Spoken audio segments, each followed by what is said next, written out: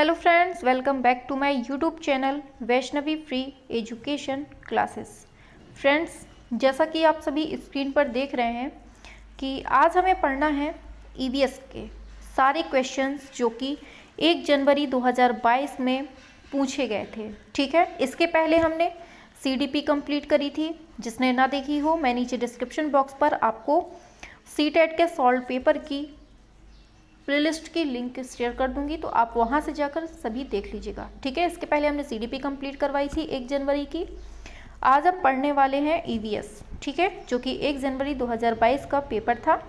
ठीक है, तो सभी लोग रेडी हो जाइए ईवीएस की पढ़ने के लिए। ठीक है, देखिए, पिछले पेपर सॉल्व करने का एक जो बेनिफिट होता है, उसका बेनिफिट ये होता है कि सारे क्वेश्चन, मतलब लगभग क्वेश्चन हर बार रिपीट होते रहते हैं। ठीक है, आप देखेंगे कि 2011 से लेकर अभी तक जितने भी क्वेश्चन हैं, सारे कहीं ना कहीं रिपीट होते रहते हैं।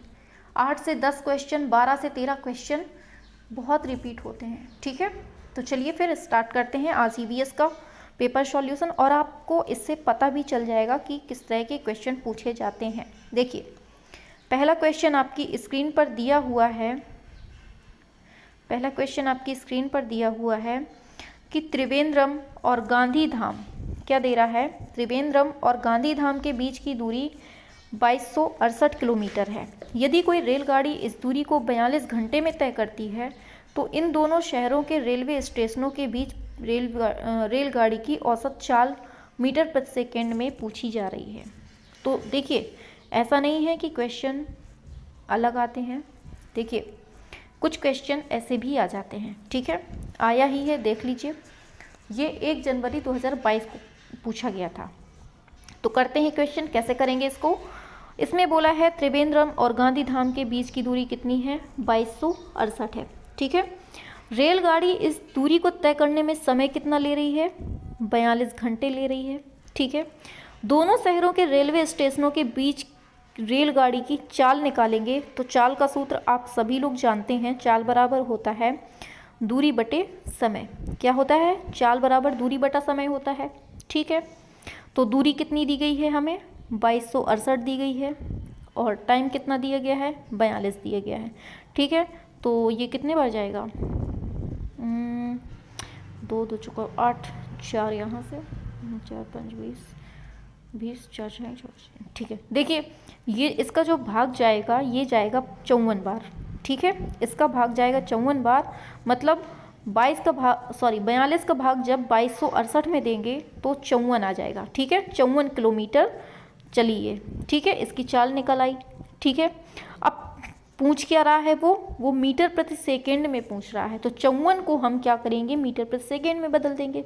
तो 54 को जब मीटर प्रति सेकेंड में बदलेंगे, ये किलोमीटर प्रति घंटा में आई है। ठीक है, इसको जब मीटर प्रति सेकेंड में बदलेंगे तो 5/18 का गुणा कर देंगे। ठीक है, जब गुणा कर देंगे तो काटेंगे, 26 18 54, 5 15, तो निकल के क्या आया आंसर अपना, 15 आया। ठीक है, तो राइट आंसर क्या हो जाता है अपना, 15 बिल्कुल सही हो जाता है। तो देखिए, ऑप्शन में कहीं है 15, हाँ दिया हुआ है, ऑप्शन डी 15 दिया हुआ है। ठीक है, समझ में आ गया होगा बहुत अच्छे से। चलिए आगे बढ़ते हैं नेक्स्ट क्वेश्चन की तरफ। नेक्स्ट क्वेश्चन फिर से दे रहा है, फिर से एक सवाल है, देख लेते हैं। बोल रहा है कोई छात्र ए पर है और बी पर पहुंचना चाहता है। इसके लिए पहले वह 0 पर जाता है, पहले ओ पर जाता है, और जो ए के ठीक उत्तर में 120 मीटर दूरी पर है, और फिर वह ओ से बी ठीक पश्चिम दिशा में 50 मीटर दूरी तय करके पहुंचता है। ए की बी से दूरी तथा बी के सापेक्ष ए की दिशा क्रमशः क्या होगी। इसने क्वेश्चन पूछ लिया है दिशा वाला। ठीक है, तो ये दिशा जब आप निकाल लेंगे तो हम केवल आंसर बता देते हैं इसका। ठीक है, आप बाकी निकालते रहिएगा। आंसर आएगा सही, ये है दक्षिण पूर्व। ठीक है, निकालने में बहुत टाइम लग जाएगा। ठीक है, टाइम तो नहीं लगेगा, लेकिन डिस्टर्ब हो जाते हैं बच्चे, यहाँ वहाँ हो जाते हैं। ठीक है, आप आराम से निकाल लीजिए, दक्षिण पूर्व हो जाएगा। ठीक है, देखिए इसमें सॉल्यूशन भी दिया है, आप अपना देख लीजिएगा। अब आते हैं पेडागोजी के सवाल। तो देखिए, बोल रहा है स्लॉथ के विषय में कौन सा कथन सही है। स्लॉथ भालू जैसे दिखते हैं और दिन के लगभग 22 घंटे वृक्ष की शाखा पर उल्टे सिर लटकाए सोते हैं। ये हो गया पहला ऑप्शन। दूसरा दिया है स्लॉथ चिंपैंजी जैसे दिखते हैं और दिन के लगभग 17 घंटे वृक्ष की शाखा पर उल्टे लटक कर सोते हैं। तीसरा और चौथा ऑप्शन क्या दे रहा है? तीसरा ऑप्शन दे रहा है स्लॉथ चिंपैंजी वनमानुष जैसे दिखते हैं और दिन के लगभग 22 घंटे वृक्ष की शाखा पर उल्टे सिर लटकाए सोते हैं। डी दिया है स्लॉथ भालू जैसे होते हैं और दिन के 17 घंटे वृक्ष की शाखा पर उल्टे सिर लटकाए सोते हैं। बताइए इन्हीं दोनों में से बता दीजिए क्या होगा। देखिए जो स्लॉथ होते हैं उसका राइट आंसर होता है ऑप्शन डी। ठीक है, ऑप्शन डी बिल्कुल करेक्ट होता है। जो स्लॉथ होते हैं ना वो बिल्कुल भालू जैसे होते हैं, पहली बात। ठीक है, और ये जो 17 घंटे होते हैं मतलब 17 घंटे ये वृक्ष की शाखा पर उल्टे सिर लटका कर लटके होते हैं। ठीक है, कितने घंटे? 17 घंटे याद रखना है। और ये कैसे दिखते हैं? ये भालू के जैसे दिखते हैं। ठीक है, ये ध्यान रखना है आपको। आगे बढ़ते हैं, नेक्स्ट क्वेश्चन की तरफ आते हैं। तो पूछा जाता है जब किसी एक कपड़े पर दूध को उड़ेलते हैं मलाई उस पर ही रह जाती है। पृथक्करण की यह प्रक्रिया क्या कहलाती है? निस्यंदन, चालन, अवसारण, निस्तारण। बताइए क्या कहलाती है? 64। बिल्कुल सिंपल सी बात है, फिल्टर किया ना हमने, मतलब बीच में हमने कपड़ा लगा दिया, अब इधर से हमने दूध डाला तो यहाँ पर मलाई रह गई। पानी मतलब जो लिक्विड था वो नीचे चला गया और मलाई यहाँ पर रह गई। तो ये क्या हुआ? हमने छाना ना, छानने को क्या कहते हैं? फिल्टर करना। और फिल्टर देखिए कभी कभी ऐसा होता है कि हिंदी में हम कंफ्यूज हो जाते हैं, तो आप इंग्लिश देख लिया करिए। तो ये फिल्ट्रेशन दिया है, फिल्ट्रेशन किससे बना है? फिल्टर से। बस इतने से याद रखिए। ठीक है, ऑप्शन ए बिल्कुल सही होता है। आगे बढ़ते हैं अब, नेक्स्ट क्वेश्चन आपकी स्क्रीन पर आता है। तो देखिए क्या है, कक्षा 5 की पाठ्य पुस्तक में दिए गए गोलकुंडा किले के मानचित्र में 1 सेंटीमीटर जमीन पर 110 मीटर की दूरी को दर्शाता है। इस मानचित्र में फतेह दरवाजा से जमाली दरवाजे की दूरी 10.7 सेंटीमीटर है। जमीन पर इन दोनों दरवाजों के बीच की कम से कम दूरी कितनी होगी? तो देखिए ये फिर से मैथ का क्वेश्चन आ गया है, तो करना है आपको। देखिए क्या होता है, वो बोल रहा है, करवा देते हैं हम इसको। ठीक है, चलिए हम करवा देते हैं। बोल रहा है गोलकुंडे के मानचित्र में 1 सेंटीमीटर की ज़मीन की दूरी कितनी है? 110 मीटर है। और फतेह दरवाजा से जमाली दरवाजे के बीच की दूरी कितनी है? 10.7 सेंटीमीटर। ठीक है, तो ज़मीन पर इन दोनों दरवाजे के बीच की कम से कम दूरी कितनी हो जाएगी? बताइए, इन दोनों का गुणा कर देंगे ना तो क्या हो जाएगा? 10.7। अब इसका जब गुणा कर देंगे तो कितना आएगा? इसको कैलकुलेट, एक सेकेंड में करके देखती हूँ, तुरंत फटाक से करती हूँ। ठीक है, 110 गुणे 10.7। ठीक है, तो क्या, तो देखिए क्या आता है? 1177 मीटर आ रहा है। ठीक है, गुणा करने में पता है, इसीलिए तो थोड़ा टाइम लग जाता है मैथ वाले क्वेश्चन में। ठीक है, तो क्या आता है? 1177 आ गया। अब ठीक है, उसने किसने पूछी है? ये आया अपना किसमें? सेंटीमीटर में, सॉरी सेंटीमीटर में नहीं, ये आया अपना मीटर में। ठीक है, अब पूछा किस में है? ये किलोमीटर में पूछा है। तो हम इसको जब किलोमीटर में बनाएंगे तो 1177 बटे 1000 कर देंगे। ठीक है, क्यों करेंगे? क्योंकि मीटर से हमें किलोमीटर में बनाना है। तो कितना आ जाएगा? 1.177 किलोमीटर। ठीक है, तो ये आ जाएगा 1.177 किलोमीटर। तो राइट आंसर क्या होता है? ये ऑप्शन नंबर बी। देखिए ऑप्शन बी में दिया है 1.177 किलोमीटर। ठीक है, देखिए सारे क्वेश्चन आपके एग्जाम में आए हुए हैं। देखिए इधर पे भी लगा है, ये लगा है पूरा। ठीक है, देखिए जैसे हमने बताया ना, सेम इसमें वही चीज़ लगी हुई है। चलिए नेक्स्ट क्वेश्चन क्या दे रहा है ये भी देख लेते हैं। बोल रहा है 3 राज्यों का वह समूह जिसके किनारे पर बंगाल की खाड़ी है, बताइए कौन सा है? आंध्र प्रदेश, महाराष्ट्र, तमिलनाडु, उड़ीसा, केरल, तमिलनाडु, उड़ीसा, आंध्र प्रदेश, तमिलनाडु, केरल, कर्नाटक, तमिलनाडु। बताइए क्या होता है राइट आंसर? जिसके किसी किनारे पर बंगाल की खाड़ी है, बताना है सभी को। देखिए ये मैप से क्वेश्चन पूछ लिया गया है, ऑप्शन सी सही होता है। तमिलनाडु का तट भी वहीं पर है, आंध्र प्रदेश का भी वहीं है, उड़ीसा का भी वहीं है। कहाँ पर? जहाँ बंगाल आता है, ठीक है, पश्चिम बंगाल। चलिए आगे बढ़ते हैं, सिंपल सा क्वेश्चन था ये। आगे पूछा जा रहा है फिर से आपसे, मान लीजिए आप मध्य प्रदेश में हैं, इस राज्य के सापेक्ष किस दिशा में हमारे देश के सर्वाधिक घने जंगल हैं? बताइए, दिशा पूछी है। क्या होता है? देखिए आंसर की बात करते हैं, आंसर बिल्कुल सही होता है, ये उत्तर पूर्व दिशा में है। कहाँ पर? मतलब ये उत्तर हो गई, ये दक्षिण हो गई, ये पश्चिम हो गई, ये पूरब हो गई, ठीक है। तो ये जो दिशा होगी, इस दिशा में जो है कहाँ गए, घने जंगल पाए जाते हैं, ठीक है, याद रखना है। उत्तर पूर्व एमपी में पूछा है। आगे, the height of the peak of mount Everest in, mount Everest की ऊंचाई पूछी है, बताइए।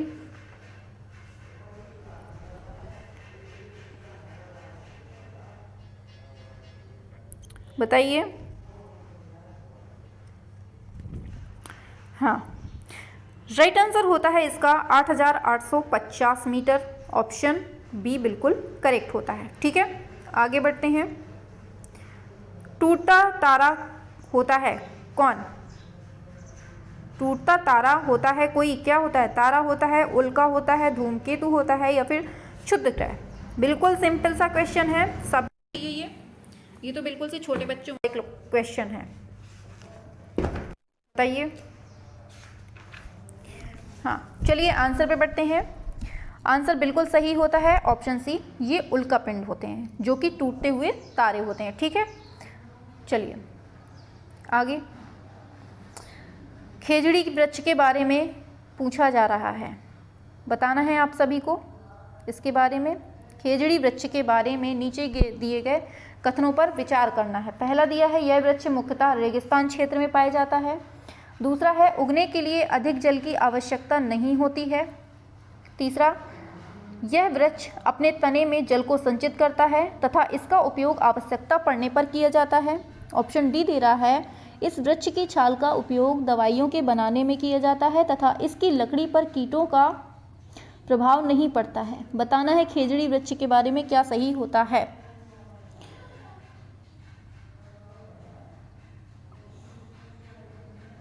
अभी एक ऑप्शन और भी दिया है, इस वृक्ष में बहुत कम पत्तियां होती हैं, और ऑप्शन दिए हैं। देखिए ऐसे ही बड़े बड़े क्वेश्चन आते हैं जो स्क्रीन पे नहीं आ सकते हैं, ठीक है, तो आपको मैनेज करके पढ़ना पड़ेगा।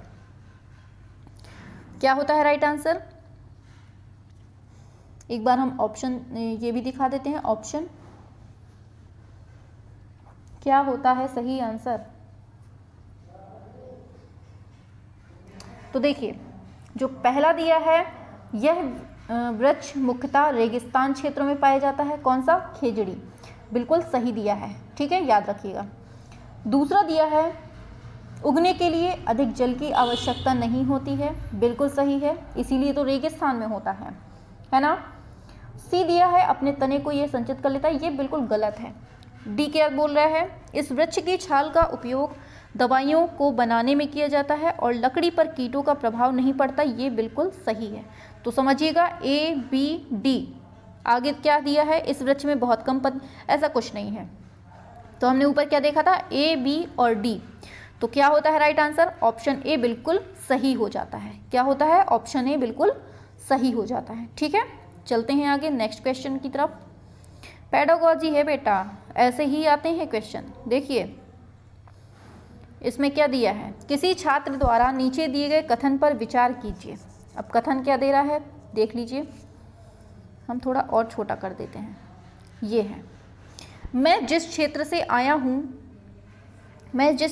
आया हूँ वहाँ बारिश बहुत कम होती है, गर्मी बहुत पड़ती है, हमारे घर मिट्टी के बने होते हैं। किसके? मिट्टी के। घरों की दीवारों पर बहुत मोटी होती हैं और इन्हें मिट्टी से ही पोतकर सुंदर किया जाता है। घरों की छतें कटीली झाड़ियों से बनाई जाती हैं। अब ये बताइए, ये जो जगह की मतलब स्थिति बताई है वो कहाँ पर पाए जाते हैं ऐसे घर? लद्दाख में, असम में, राजस्थान में, उत्तर प्रदेश में, कहाँ पाए जाते हैं ऐसे घर बताइए।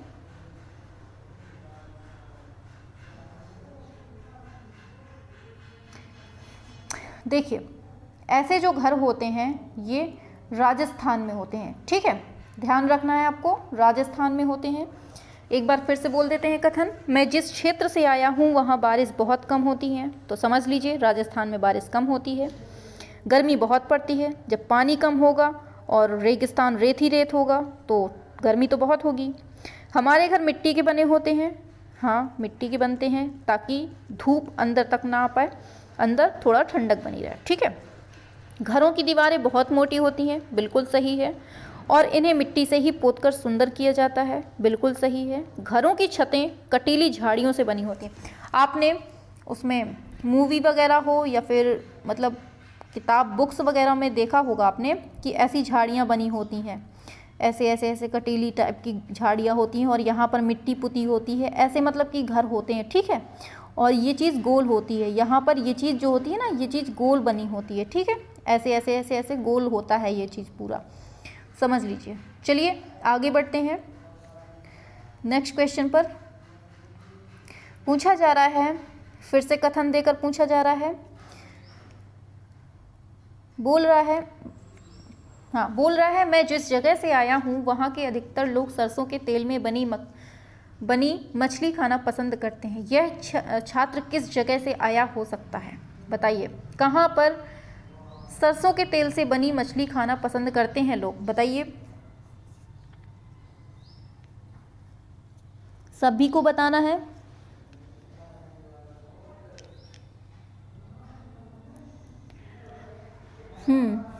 चलिए आंसर सही होता है ऑप्शन सी। देखिए सरसों के तेल में अगर मछली पका रहा है तो ये कश्मीर का होगा, ठीक है, याद रखना है। और कमेंट बॉक्स पर आपको बताना है कि अगर नारियल के तेल में अगर मछली पका रहा है तो वो किस जगह से आया होगा, कमेंट पर आपको छापना है, छापिए। नेक्स्ट क्वेश्चन है कथन सही कथन चुनना है, ठीक है। हम आपके सामने कथन रखते हैं धीरे धीरे। पहला कथन है कोई वयस्क हाथी एक दिन में 2 क्विंटल से भी अधिक मतलब 220 किलोग्राम हरे पत्ते और झाड़ियाँ खा सकता है, ये पहला हो गया। दूसरा दे रहा है अत्यधिक भारी होने के कारण अधिकांश हाथी बहुत ज़्यादा आराम करना पसंद करते हैं, ये दूसरा हो गया। तीसरा और चौथा हम आपको दिखाते हैं। तीसरा दे रहा है यहाँ तक कि 3 महीने की आयु के हाथी के बच्चे का भार सामान्यतः लगभग 200 ग्राम होता है। चौथा दे रहा है अधिकांश हाथी औसतन एक दिन में 9 से 10 घंटे सोते हैं। बताइए क्या होता है राइट आंसर, इन्हीं दोनों में बता दीजिए, इन्हीं में है आंसर।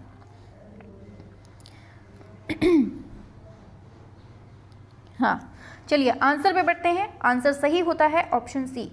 इसमें ये है यहाँ तक कि 3 महीने की मतलब ये हटाइए, आपको ये याद रखना है 3 महीने की आयु का जो हाथी का बच्चा होता है उसका भार कितना होता है, 200 किलोग्राम होता है, ठीक है, ये आपको याद रखना है, ठीक है।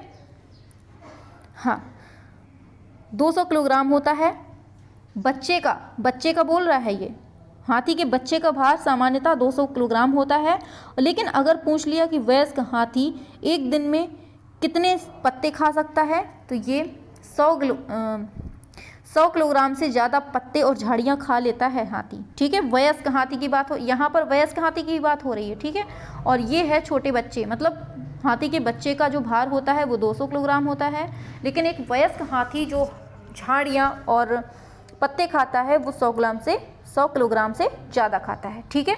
हाथी जो है बहुत कम आराम करता है और यह एक दिन में केवल 2 से 4 घंटे ही सोता है, ठीक है। हाथी को पानी और कीचड़ से खेलना बहुत पसंद होता है, इससे उसके जो शरीर है उसको ठंडक मिलती है, याद रखना है। और उसके कान भी पंखे की तरह होते हैं, गर्मी लगने पर हाथी अपने कान हिलाकर हवा करता है, ठीक है। केवल इतना याद रखना है आपको हाथी के बारे में, ऑप्शन सी बिल्कुल सही होता है, ठीक है। देखिए नेक्स्ट क्वेश्चन आपकी स्क्रीन पर आता है। एक समूह को चुनिए जिसका प्रयोग पुनः चक्रण के पश्चात किया जा सकता है, बताना है आपको। पॉलीथीन बैग, ये है ऑप्शन दिए हैं आपके सामने, पॉलीथीन बैग, कागज, बैटरी, मोबाइल फ़ोन। दूसरा दिया है चादरें, समाचार पत्र, प्लास्टिक बोतल, बैटरी। तीसरा दिया है आपको लोहे की कीलें, कांच की बोतलें और स्टील मग, गत्ते का डिब्बा। इन्हीं 3 में आपको आंसर बताना है, इन्हीं में तीनों में आंसर छुपा हुआ है। बताइए। बोल रहा है पुनः चक्रण के पश्चात किया जा सकता है जिसका प्रयोग। पुनः चक्रण मतलब एक बार यूज कर लिया फिर उसका प्रयोग दोबारा किया जा सकता है, ये बताना है। तो देखिए इन तीनों में से आंसर बिल्कुल सही होता है ऑप्शन नंबर सी। कौन सा? ऑप्शन सी बिल्कुल सही होता है। जो ये लोहे की कीलें हैं और कांच की बोतलें और स्टील मग और गत्ते का डिब्बा, ये जो दिए हैं इनका जो है प्रयोग पुनः चक्रण के पश्चात बिल्कुल किया जा सकता है। ठीक है। और चक्रण का मतलब क्या होता है? कचरे को कुछ नए रूप की सामग्री में बदल देना ही चक्रण कहलाता है, याद रखना है। ठीक है। और पुरानी तथा फेंकी जाने वाली कांच की बोतलें और लोहे की कीलें और स्टील मग, गत्ते का डिब्बा और ये सब जो अनुपयोगी वस्तुएं होती हैं, ये एकत्र कर कुछ मतलब नई चीज़ें बनाई जा सकती हैं। ठीक है, समझ गए? चलिए आगे बढ़ें। चलिए आगे बढ़ते हैं। तो बोल रहा है मिलान करना है। चलिए इनको मिलान करके आपको बताना है। ये दिया हुआ है, इनका मिलान करके आपको बताना है। पहले तो आप इनका मिलान कर लीजिए। ठीक, नहीं तो हम एक काम करते हैं, हम आपको मिलान करके बता देते हैं, क्योंकि ये मतलब 2 पेज में है। ठीक है, इसके ऑप्शन भी हैं अभी। तो चलिए हम आपको मिलाकर बताते हैं। देखिए जो छोले भटूरे हैं ये कहाँ के फेमस हैं? ये ऑप्शन बी सही होता है, केरल के। ठीक है, याद रखना है कि जो छोले भटूरे हैं जो ये कहाँ के फेमस हैं? ये पंजाब के फेमस हैं। दिख ही नहीं रहा है पंजाब तो इसमें। अच्छा नीचे है। चलिए हाँ, तो देखिए जो छोले भटूरे हैं ये कहाँ से संबंध रखते हैं? ये सबसे ज़्यादा पंजाब में खाए जाते हैं। ठीक है, पहला हो गया। दूसरे की बात करते हैं तो नारियल डली करी के साथ उबला टैपियोका कहाँ पाया जाता है? बहुत पूछा जाता है, इसलिए अच्छे से समझिएगा। केरल में। कहाँ? टैपियोका पाया जाता है, केरल में। तीसरा दे रहा है सरसों के तेल में बनी मछली। सरसों के तेल में बनी मछली जो है ये अभी ऊपर पढ़ा है हमने, ये कश्मीर में। और नारियल के तेल में पकी हुई मछली अभी हमने आपसे क्वेश्चन ही पूछा था, ये पाई जाती है गोवा में। ठीक है, तो याद रखना है। तो देखिए क्या हुआ, पहले का ई हो गया, दूसरे का बी हो गया, चौथे का डी हो गया, पांचवें का ए हो गया। तो ई बी डी ए देखते हैं किस में है ये तो ऑप्शन डी में है। चलो आंसर भी मिल गया, ई बी डी ए। ठीक है, ये करेक्ट हो जाता है। चलिए आगे बढ़ते हैं नेक्स्ट क्वेश्चन की तरफ। तो नेक्स्ट क्वेश्चन आपकी स्क्रीन पर दे रहा है, ऑप्शन दे रहा है, हाँ दिख रहा है। अब बोल रहा है अपनी कक्षा 4 के पर्यावरण अध्ययन के विद्यार्थियों के रचनात्मक आकलन के लिए उपयुक्त कार्य का चुनाव कीजिए। उपयुक्त कार्य का चुनाव करना है, बताना है क्या होता है। पहला दिया है तैरने और डूबने के पाठ पर उत्तर लिखना, पहला। दूसरा है डूबने और तैरने की प्रक्रिया का अवलोकन करने के लिए क्रियाकलाप कराना। ऑप्शन सी दिया है तैरने और डूबने की परिभाषा की भी व्याख्या करना। डी दे रहा है जो वस्तुएं डूब जाती हैं और तैरती हैं उनकी सूची याद करवाना। क्या होगा सही? उपयुक्त कार्य क्या होगा, बताइए। देखिए जो कक्षा 4 के पर्यावरण अध्ययन के विद्यार्थी होते हैं उनमें रचनात्मक आकलन के लिए डूबने और तैरने की प्रक्रिया का अवलोकन करने के लिए क्रियाकलाप कराना बहुत आवश्यक होता है। ठीक है, सबसे ज़्यादा उपयुक्त होता है क्या? डूबने और तैरने। तो क्या होता है राइट आंसर? ऑप्शन सी बिल्कुल करेक्ट होता है, डूबने और तैरने के लिए। ठीक है, हाँ। सीखने के लिए रचनात्मक आकलन या मूल्यांकन में शिक्षण की प्रक्रियाओं में जांच और संतुलन का एक निरंतर तरीका शामिल होता है। ठीक है, और ये विधि जो होती है ये शिक्षकों को अक्सर अपने शिक्षार्थियों की प्रगति और अपने स्वयं के अभ्यास की प्रभावशीलता की जांच करने के लिए होता है। ठीक है, इस प्रकार जो छात्र होते हैं वो खुद का मतलब मूल्यांकन भी कर लेते हैं। ठीक है, चलिए फिर नेक्स्ट क्वेश्चन पे चलते हैं।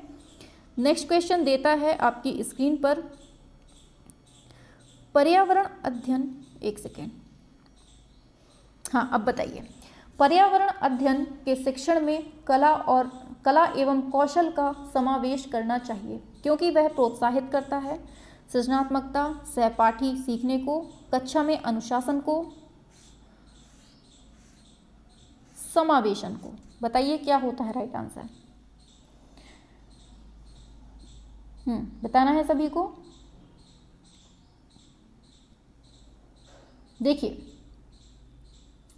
जो सही होता है, देखिए सृजनात्मक बिल्कुल सही है, सहपाठी सीखने को बिल्कुल सही है, ये अनुशासन का मतलब कुछ होता ही नहीं है, समावेशन को। तो क्या हुआ, ए भी सही है, बी भी सही है और डी भी। तो ए बी डी किस में दिया है? नहीं है, नहीं है, नहीं है। चलिए ऑप्शन डी में दिया है, ठीक है, ऑप्शन डी बिल्कुल सही होता है। ठीक है, चलते हैं आगे नेक्स्ट क्वेश्चन की तरफ। चलिए नेक्स्ट क्वेश्चन में पूछा है कक्षा 4 के विद्यार्थियों को थीम आश्रय के लिए कौन सी युक्ति पूछताछ के लिए प्रोत्साहित करती है? पहला दे रहा है, एक सेकेंड, हाँ देखिए हम थोड़ा छोटा कर देते हैं।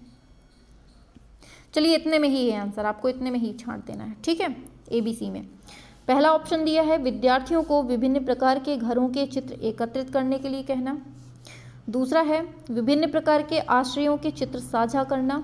तीसरा दे रहा है विभिन्न मकान निर्माण स्थलों पर जाने के उपरांत विद्यार्थियों को अपने अनुभवों को सुनाने के लिए कहना। बताइए, बिल्कुल आंसर खुद चिल्ला चिल्ला के कह रहा है कि मैं ही सही हूँ। समझ जाइए, ऑप्शन सी ही सही है। विभिन्न मकान निर्माण स्थलों पर जब बच्चों को ले जाएंगे, जब बच्चों को बाहर घुमाएंगे तो बच्चे तरह तरह की चीज़ें देखेंगे, विभिन्न प्रकार की चीज़ें देखेंगे। ठीक है, और जब हम उन बच्चों से कहेंगे कि अब बताइए बच्चों आपने क्या देखा, तो वो पता है उनका भाषा विकास इतना तेज़ होगा, उनका माइंड डेवलपमेंट इतना तेज़ होगा कि मतलब वो खुद से बोलने लगेंगे कि हाँ हमने आज ये देखा, हमने वो देखा। समझ गए? तो ऑप्शन सी बिल्कुल करेक्ट हो जाता है। आगे बढ़ते हैं। नेक्स्ट क्वेश्चन आता है आपकी स्क्रीन पर, ये है प्राथमिक कक्षाओं का पर्यावरण अध्ययन। यह विषय क्षेत्र है जिसमें एकीकरण है किसका? विज्ञान एवं पर्यावरणीय शिक्षा के संपत्तियों एवं मुद्दों का, सामाजिक विज्ञान के संपत्तियों और मुद्दों का, विज्ञान और सामाजिक विज्ञान के संपत्तियों एवं मुद्दों का, विज्ञान, सामाजिक विज्ञान और पर्यावरणीय शिक्षा के संपत्तियों एवं मुद्दों का। बताइए क्या होता है? देखिए लास्ट जो ऑप्शन अभी अभी जस्ट हमने पढ़ा है, विज्ञान, सामाजिक विज्ञान और पर्यावरणीय शिक्षा के संपत्तियों एवं मुद्दों का, ये बिल्कुल ऑप्शन सही होता है, ऑप्शन नंबर डी। ठीक है, आगे बढ़ते हैं नेक्स्ट क्वेश्चन की तरफ। पूछा जा रहा है निम्न में से प्राथमिक स्तर के पर्यावरण अध्ययन का उद्देश्य क्या है? बताइए, इतने में ही है आंसर। उद्देश्य पूछा है पर्यावरण अध्ययन का, तो पढ़ना है हमें लैंगिक भेदभाव से संबंधित मुद्दों पर सीखने वाले को संवेदनशील बनाना।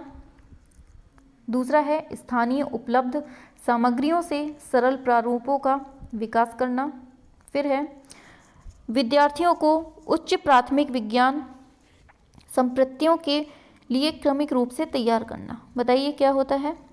देखिए ऑप्शन ए बिल्कुल सही होता है, लैंगिक भेदभाव से संबंधित मुद्दों पर सीखने वाले को संवेदनशील बनाना बिल्कुल इसका उद्देश्य है। ठीक है, आगे बढ़ते हैं नेक्स्ट क्वेश्चन की तरफ। आता है, पूछा जा रहा है शिक्षिका ने अपने विद्यार्थियों को भोजन के, एक सेकेंड छोटा कर देते हैं थोड़ा सा, हाँ इतने में ही है आंसर, इतने में ही बता दीजिए। शिक्षिका ने अपने विद्यार्थियों को भोजन के रूप में ग्रहण किए जाने वाले पौधों के विभिन्न भागों जैसे जड़, तना, पुष्पों के नाम जानने के लिए अपने परिवार के सदस्यों से परामर्श करने के लिए कहा। इस क्रियाकलाप की अभिकल्पना की गई। अनुभवात्मक सीखने को प्रोत्साहित करने के लिए, भोजन से संबंधित संप्रत्ययों के सीखने को प्रोत्साहित करने के लिए, या फिर पाठ को अधिक आनंददायी और रुचिपूर्ण बनाने के लिए, या फिर विद्यार्थियों को भोजन के विषय में खुले मन से खोज करने के लिए अनुमति देने में। बताइए क्या होता है। चारों ऑप्शन आपके सामने हैं। देखिए आंसर की बात करें, सही होता है ऑप्शन ए, अनुभवात्मक सीखने को प्रोत्साहित करने के लिए। ठीक है, आगे बढ़ते हैं। आ जाता है आपकी स्क्रीन पर क्वेश्चन, ये है, बताइए क्या होता है। दृष्टि बाधित विद्यार्थियों को पर्यावरण अध्ययन पढ़ाने के लिए निम्न में से कौन सी युक्ति सर्वाधिक उपयुक्त है। कक्षा में मिश्रित सहपाठी समूह बनाएं, किसी कार्य को पूरा करने के लिए अधिक समय दें, किसी भी कार्य को भागों में बांटें और प्रत्येक भाग को अलग पढ़ाएं, स्पर्शी शिक्षण अधिगम सामग्री का अधिक प्रयोग करें। बताइए क्या होता है। जहां पर शिक्षण अधिगम सामग्री मतलब टीएलएम की बात हो जाए, वही ऑप्शन सही होगा। टीएलएम को जब हम स्पर्श करके पढ़ाएंगे, बच्चे जब छुएंगे किसी चीज़ को, तो वो प्रत्यक्ष अधिगम होगा उधर पे। तो ऑप्शन डी ही बिल्कुल सही हो जाता है। ठीक है, आगे बढ़ते हैं। नेक्स्ट क्वेश्चन आपकी स्क्रीन पर है, ये है, बताना है आपको पर्यावरण अध्ययन का शिक्षण करते हुए पाठ का वह उपयुक्त स्तर जिस पर विद्यार्थियों का आकलन किया जाना चाहिए वह है। पाठ के अंत में, पाठ के आरंभ में, जब विद्यार्थी आकलन के लिए प्रस्तुत हैं, शिक्षण अधिगम के दौरान। क्या देखिए, विद्यार्थियों का आकलन जो है तुरंत शिक्षण अधिगम के दौरान कर देना चाहिए। ठीक है, आगे बढ़ते हैं। आता है आपके स्क्रीन पर, आपको और विद्यार्थियों के पर्यावरण अध्ययन परियोजना का आकलन करना है और इन्हें शीघ्र प्रतिपुष्टि मतलब फीडबैक देना है। आप आकलन के लिए किस साधन का चुनाव करेंगे। अवलोकन, क्रम निर्धारण मापनी, जांच सूची, सहपाठी आकलन। क्या होता है राइट आंसर, बताइए। आंसर की बात करते हैं, ऑप्शन सी सही होता है, चेकलिस्ट मतलब जांच सूची। आगे बढ़ते हैं। पूछा जा रहा है आपसे, ये पर्यावरण अध्ययन में सीखने का आकलन करने का उद्देश्य क्या होता है। बहुत पूछा जाता है ये क्वेश्चन, इसको याद कर लीजिए बहुत अच्छे से। शिक्षक विद्यार्थियों को उपलब्धियों के विषय में जानकारी एकत्र करें। यह मूल्यांकन की अपेक्षा शिक्षण का एक मार्ग है। बताइए,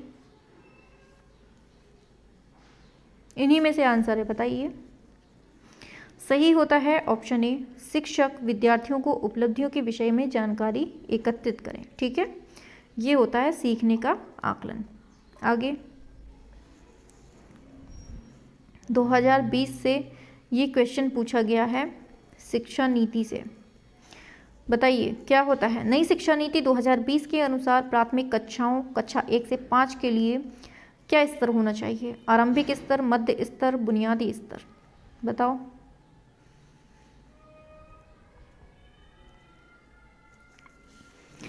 देखिए आंसर सही होता है ऑप्शन सी, मतलब आरंभिक स्तर और प्लस बुनियादी स्तर। ठीक है, ये याद रखना है, आरंभिक स्तर और बुनियादी स्तर। आगे बढ़ते हैं। नेक्स्ट पूछा जा रहा है आपसे, प्राथमिक स्तर पर निम्न में से क्या प्रक्रिया कौशल नहीं है। मानचित्रण करना, क्रियाशील परिवर्तनों को परिभाषित करना, परिकल्पना की जांच करना, तथ्यों को अनुस्मरण करना। बताइए। राइट आंसर की बात करते हैं तो सही होता है ऑप्शन सी, ये है परिकल्पना की जांच करना। ऑप्शन सी बिल्कुल करेक्ट होता है। ठीक है, चलो आगे बढ़ते हैं। पूछा जा रहा है आपसे, थीम दी है परिवार तथा मित्र, ये किसकी उपथीम है। चीज़ें जो हम बनाते हैं और करते हैं, कार्य और खेल, भोजन एवं जल, हमारा आश्रय। बताना है आपको क्या होता है। सही होता है कार्य और खेल। इसकी उपथीम क्या है? परिवार तथा मित्र। ठीक है, आगे बढ़ते हैं नेक्स्ट क्वेश्चन की तरफ। निम्नलिखित में से कौन सा एक अपसारी प्रश्न है जो पर्यावरण अध्ययन की शिक्षिका अपने छात्राओं की सृजनात्मक क्षमता को प्रोत्साहित करने के लिए पूछेगी? मृदा में प्याज के बीजों को बोने से लेकर फसल काटने तक के चरण कौन से हैं? फिर पूछ सकती है, शहरों में प्रदूषण को कम करने के लिए आप क्या कदम उठाएंगे? या फिर चलिए इतने में ही बता दीजिए। ठीक है, केवल इतने में ही बता दीजिए कि एक सेकेंड, ऑप्शन ए और ऑप्शन बी में ही बता दीजिए। देखिए कौन सा क्वेश्चन पे पहुंच गए? हाँ, यही था क्वेश्चन। तो देखिए आंसर सही होता है ऑप्शन बी, दिल्ली जैसे शहरों में वायु प्रदूषण को कम करने के लिए आप क्या कदम उठाएंगे। ये जो प्रश्न है ये बिल्कुल उपयुक्त होगा। ठीक है, आगे बढ़ते हैं। एक तो इसमें पता है पेडागॉजी है तो थोड़ा लंबे क्वेश्चन रहते हैं। ठीक है, नेक्स्ट क्वेश्चन है आपका स्क्रीन पर, बताना है। यही 3 ऑप्शन है। ठीक है, बताइए। 3 नहीं है, 4 है, ये सी लिखना भूल गए इसमें। ठीक है, विद्यार्थियों द्वारा पर्यावरण अध्ययन के सीखने का गत्यात्मक, समग्र तथा अनुभवात्मक प्रकृति का उत्तम आकलन किया जा सकता है। क्रम निर्धारण मापनी द्वारा, पेन पेपर परीक्षा द्वारा, विश्वसनीय आकलन युक्तियों द्वारा, मौखिक परीक्षा द्वारा। बताइए, इधर पर सी लिख लीजिए। देखिए यही राइट होता है, विश्वसनीय आकलन युक्तियों द्वारा। ठीक है, ऑप्शन सी। तो आज हमने ईवीएस के जितने भी क्वेश्चन 1 जनवरी 2022 को पूछे गए थे, सारे क्वेश्चन हमने बहुत कंप्लीटली, बहुत अच्छे से समझाते हुए पढ़ा दिए हैं। ठीक है, इसके बाद हम हिंदी पढ़ाएंगे। ठीक है, हिंदी हम कंप्लीट 1 जनवरी 2022 को जितने भी क्वेश्चन पूछे गए होंगे हिंदी के सारे करवा देंगे। ठीक है, पेडागॉजी है इसलिए टाइम लगता है और हम डिटेल्स में पढ़ा रहे हैं आपको। चलिए शाबाश, चलिए फिर मिलते हैं नेक्स्ट वीडियो में, तब तक के लिए जय हिंद।